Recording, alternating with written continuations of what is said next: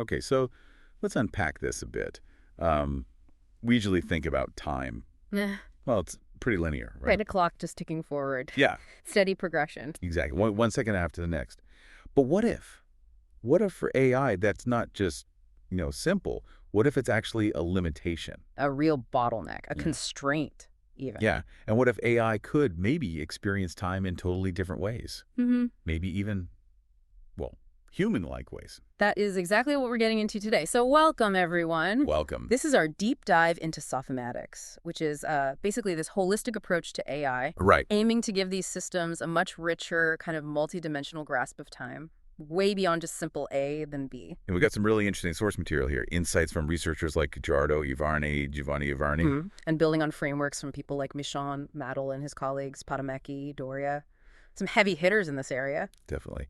So our mission today really is to unpack all this, to see how moving past that simple linear clock time. Can unlock some incredible new capabilities for AI, making it more adaptable, context-aware, maybe even ethically aware.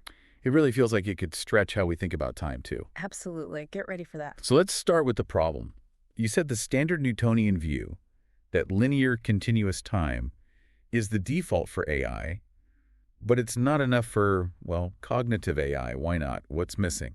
Well, fundamentally, it lacks what you could call temporal and situational awareness. It's just not rich enough. Okay. For an AI to be truly cognitive, to mimic human-like understanding, it can't just know the sequence of events, one thing after another. Right. It needs to integrate subjective time, how long something feels, biological time, social time, all these layers. Like how we experience it. It's not just what happened, but when relative to other things. And how it felt, why it matters now, looking back. Yeah, that whole evolving context. That's the depth we're aiming for with these more complex models. Okay, so this brings us to Fraser's layers of temporality. Michon talked about this back in '88. Sounds like a really crucial framework for AI to handle these different time frames. It really is. Think of it as a toolkit, yeah. It helps the AI navigate these different, well, modes of time. So walk us through them. What's the first one? Atemporality? Sounds like Yeah. no time. Kind of, but it's more fundamental than just ignoring time. It's about the AI having a stable base, processing things that aren't time-dependent. Like what? Static information, categories, ontologies, the basic knowledge of what things are. You know, a chair is a chair, regardless of whether it's Tuesday or Friday. Ah, I see. So it's the foundation, the unchanging stuff. Exactly. It provides stability. It lets the AI build knowledge graphs, anchor its understanding, even when everything else is changing. It needs that baseline where time isn't the variable. Okay, that makes sense. You need to know what things are before you can sequence them. Which brings us to the next layer, prototemporality. Right. Prototemporality is where sequence comes in, the basic before and after. Simple ordering. Well, yes, but it's more than just listing. It's the start of understanding causality. Not just A, then B, but maybe A cause B. Ah, okay. The relationships between events. Exactly. It lets the AI reason about cause and effect, even construct simple narratives.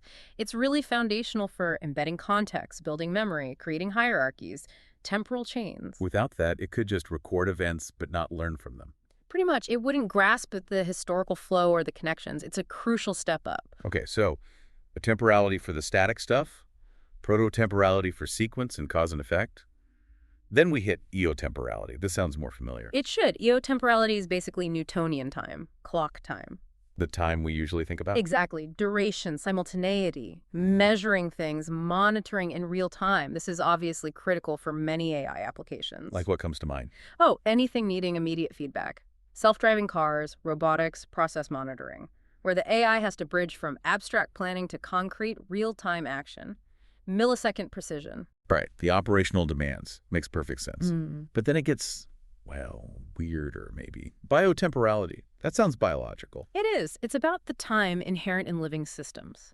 Physiological rhythms, self-organization, adaptation. How does an AI simulate that? It doesn't have a body. Well, it simulates the principles. It's about modeling adaptive behavior in changing environments. Think of it as giving the AI temporal resilience. Temporal resilience. What does that mean in practice? It means it can dynamically adapt its behavior based on the evolving context, not just a fixed clock or schedule, like an AI managing a smart grid, maybe.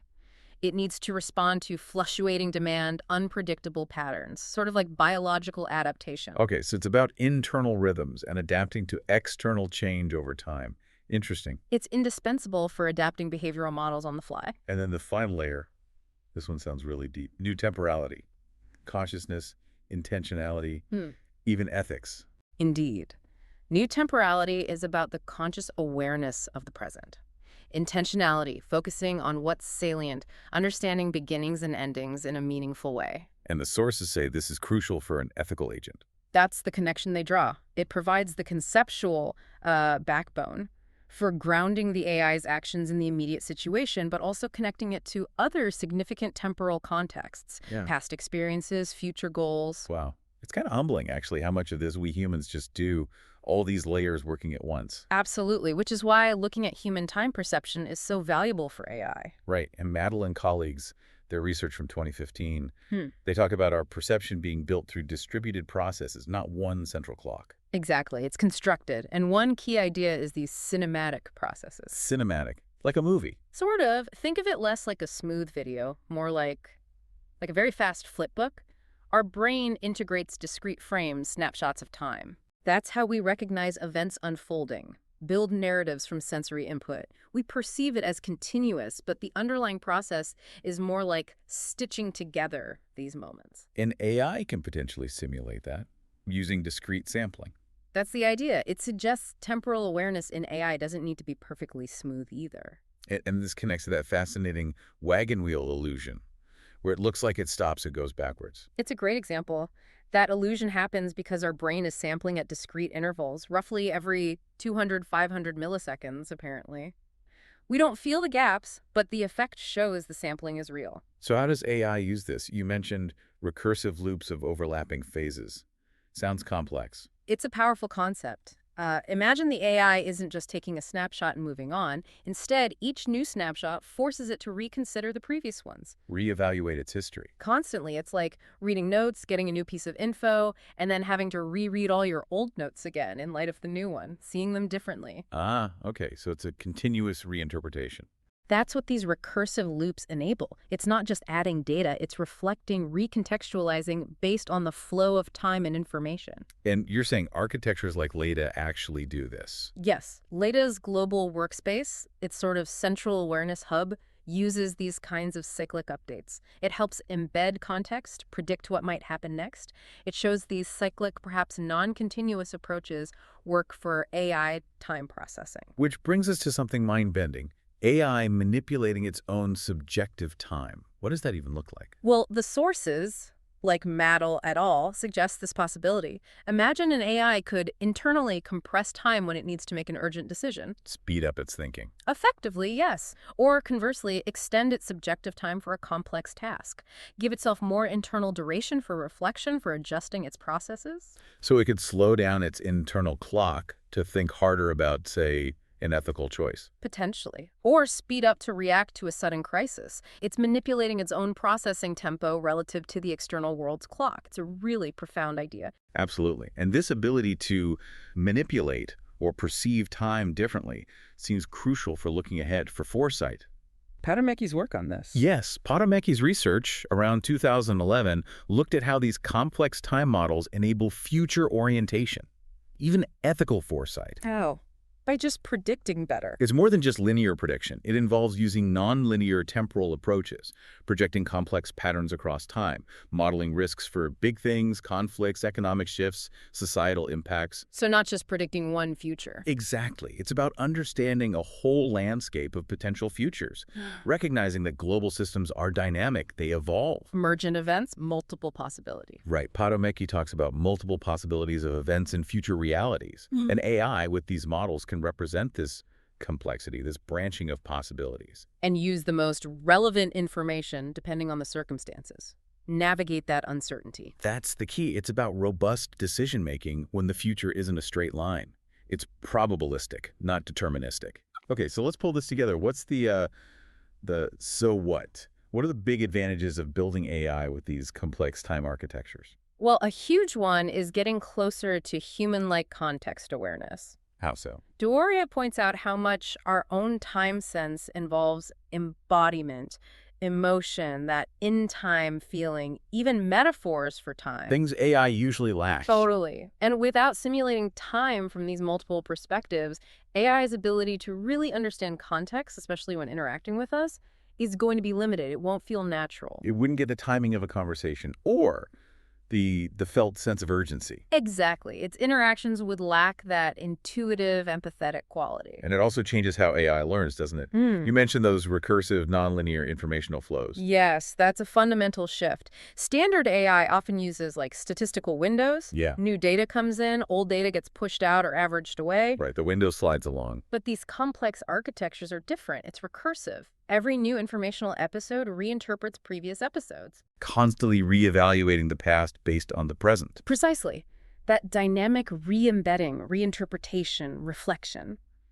That is how deeper learning happens. It's not just accumulating facts, it's understanding how they connect and evolve over time. Which allows for that multi-level view you talked about. Yeah. Seeing the big picture and the details simultaneously. Yes, both Michon and Patamecki touch on this. It lets the AI monitor the whole as well as specific actions, which boosts contextualization, temporal understanding. It gives it flexibility. Patamecki said it could develop along different, but not necessarily mutually exclusive, paths of change. Incredible flexibility, yeah. It can adapt its strategies, its internal models, maybe even its goals in complex ways over time, not just locked into one path. So really what we're talking about is building the foundation for, well, a truly reflective AI. That seems to be the implication. Matter it all suggests consciousness itself requires this continual reinterpretation of experience. Wow. So these capabilities, recursive flows, multi-level representation, nonlinear reasoning, they aren't just features. They seem foundational for an AI that can operate effectively in complex temporal spaces, an AI that can genuinely reflect on its experience. Okay, so we've covered a lot of ground today.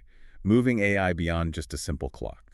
Embracing this rich, multi-layered, even subjective experience of time that we humans navigate constantly. From understanding basic cause and effect, all the way to maybe anticipating ethical issues or navigating multiple possible futures. It really seems like the future of sophisticated AI hinges on how it perceives, processes, and maybe even experiences time. So here's a thought to leave you with. If an AI can learn to interpret its own subjective time, maybe even manipulate it, what does that mean? What new kinds of intelligence or maybe even consciousness could emerge from that? It's a huge question. And how might that change how you interact with AI in the future? Knowing it might be operating on a completely different temporal plane than you are. Perceiving time in ways we perhaps can't fully grasp right now. It's definitely something to think about. This journey into Sophimatics, into the complexities of time for AI, it feels like it's really just beginning. But maybe take a moment to reflect on how these different layers of time, The objective clock, but also your own internal sense of past, present, future, duration. how they're already shaping your own decisions, your perceptions every single day. It's fascinating stuff.